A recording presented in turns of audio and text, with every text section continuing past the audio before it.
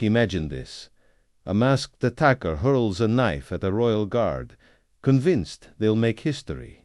But in a split second, the guard moves and what happens next leaves the entire crowd in stunned silence. This isn't just a story about a ceremonial guard. It's a tale of discipline, tradition, and real-world heroism that unfolded in the heart of London. But before we dive into this incredible story, let us know in the comments where you're watching from. Also, don't forget to check out our second channel, Guard Patrol, linked in the pinned comments.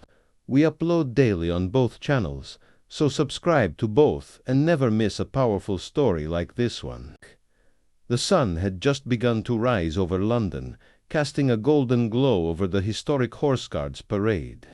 The cobblestones glistened with morning dew, and the air was filled with the faint hum of the city waking up. Tourists from all over the world had already started gathering, eager to witness the iconic changing of the guard ceremony. Among them was Sergeant James Harrington, a 28-year-old Royal Guard with 8 years of military service. Dressed in his scarlet tunic and bearskin hat, Harrington stood tall and motionless, his eyes fixed forward. To the tourists, he was a symbol of tradition and pageantry. But beneath the ceremonial uniform was a highly trained soldier who had served 2 tours in Afghanistan. Harrington's mind wandered briefly to his days in Helmand Province, where the stakes were life and death. He remembered the heat, the dust, and the constant vigilance required to survive. Standing guard in London was a different kind of challenge, but the discipline remained the same. As the ceremony concluded, the crowd began to disperse, but Harrington remained at his post. His discipline was unwavering, his posture perfect. He had stood guard in the scorching heat of Helmand Province and the freezing cold of British winters. This was just another day or so, it seemed. Among the crowd, one figure stood out. Dressed in a dark coat, the person lingered at the edge of the gathering, their eyes never leaving Harrington.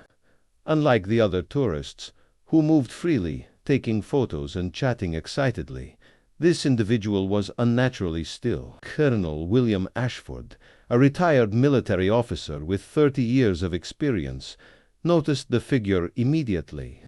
His instincts, honed in war zones across the world, told him something was off. He knelt beside his 7-year-old grandson, Thomas, who was tugging at his sleeve. "Grandpa, why doesn't he move?" Thomas asked, pointing at Harrington.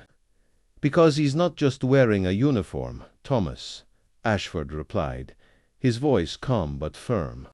"He's carrying the weight of history on his shoulders. These guards aren't statues, they're active-duty soldiers, the best of the best." Harrington's training kicked in. His peripheral vision, sharpened by years of combat experience, had already registered the suspicious figure. 4 years earlier, a similar stillness had preceded an ambush that claimed 2 of his comrades. The memory sent a chill down his spine, but not a single muscle in his face betrayed his unease.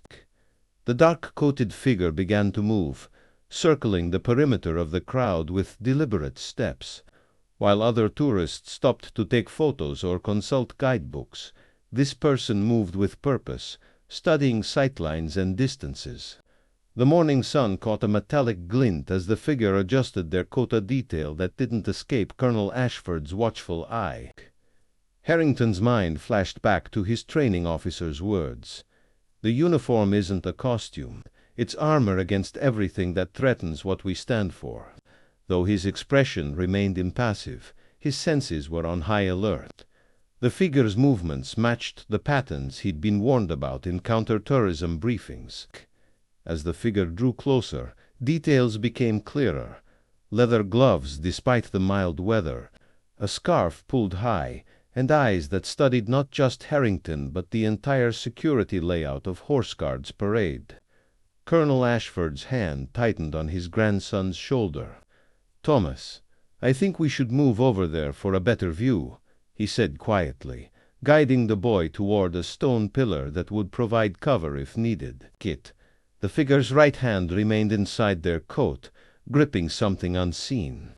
The crowd continued to grow, oblivious to the tension building in their midst. Then, without warning, the figure pulled down a black balaclava, transforming from a suspicious tourist to a masked assailant. Gasps rippled through the crowd as the attacker shouted, "The world will remember this day."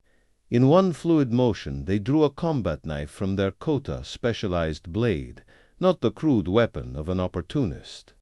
The serrated edge caught the sunlight as the attacker's arm snapped forward, sending the knife spinning through the air toward Harrington's chest.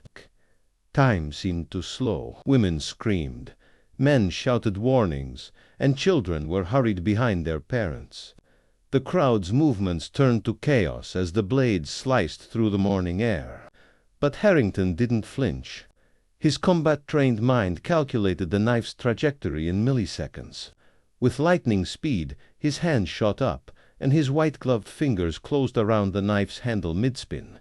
The crowd froze in stunned silence. Security personnel rushed in, securing the area and restraining the attacker. Colonel Ashford, who had positioned himself to protect his grandson, watched with a mix of relief and pride. The ceremonial guard had just demonstrated the real-world skills behind the pageantry. As the attacker was led away, Harrington returned to his post, his face as impassive as ever. The crowd erupted into applause, not for a ceremonial display, but for the courage and discipline they had just witnessed. What does it truly mean to stand guard? Today, we saw how centuries of tradition, discipline, and the real combat experience come together in the ceremonial uniforms many mistake for mere tourist attractions. The Royal Guards represent something far deeper than pageantry. They embody the unwavering commitment to duty that protects everything we value. When that knife spun through the air, it wasn't just testing one guard's reflexes. It was challenging the very principles of service and sacrifice that form the foundation of our societies. The blade never reached its target because true guardianship goes deeper than ceremony. It's forged in training grounds and battlefields long before it stands watch at historical sites. As the police led the attacker away, questions began to surface. Who was this person, and what had driven them to such an extreme act? The assailant, later identified as a 25-year-old named Alex Carter, was a former military trainee who had become disillusioned with the institution he once admired. In interviews with investigators, Carter revealed that his actions were intended as a protest against what he saw as symbols of oppression. These uniforms, these ceremonies, they're just relics of a colonial past, he said. I wanted to show that they're not untouchable. But, as the story unfolded, it became clear that Carter's actions had backfired. Instead of undermining the Royal Guards, he had highlighted their professionalism and dedication.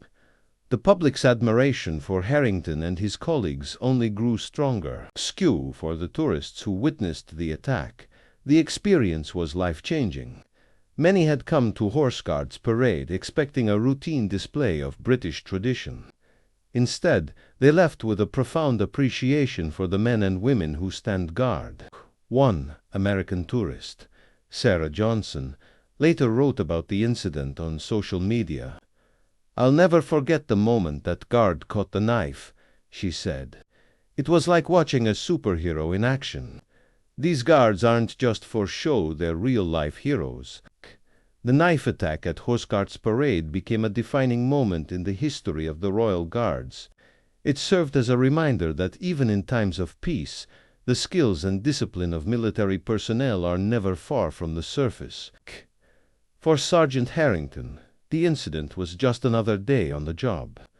"I was doing what I was trained to do," he said in a rare interview. "Whether it's in Afghanistan or London, the principles are the same.